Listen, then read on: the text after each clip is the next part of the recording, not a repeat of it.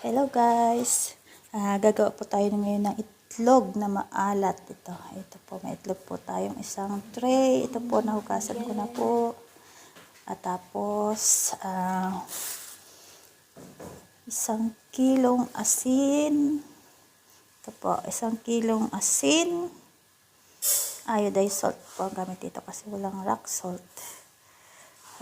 Ito po ay tutunawin po natin sa mainit na tubig. Ito pong aking gagamitin ay plastic container. Yan, ito po yung asin na ating gagamitin. Tubig. 1 kilong asin po, tutunawin po natin sa mainit na tubig para matunaw po. So, ito po yung gagamitin natin sa paggawa ng itlog na maalat. Haluin lang po natin hanggang sa matunaw. Tapos, pag natunaw na po, ibubuhos.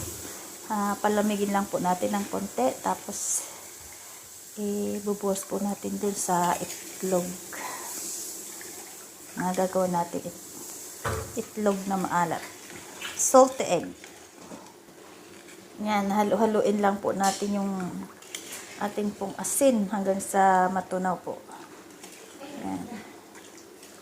Halo-halo, halo-halo, halo-halo para matunaw po siya. Tapos ilalagay po natin dun sa ating itlog. Yung pong itlog hinugasan ko muna po bago, syempre, kasi iba marumi.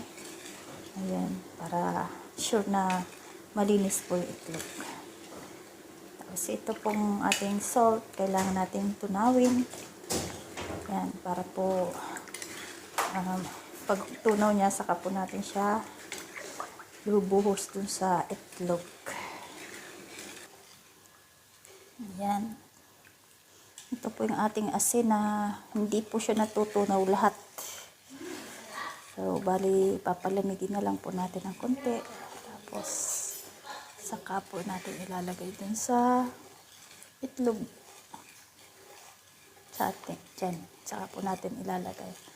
Bali, 10 pieces lang po yung ating magagawang itlog na maalat kasi may basag pong dalawa. Hindi po pwede yung basag. So, may dalawa pong basag. So, bali 10 lang po ito. Gagawin natin itlog na maalat.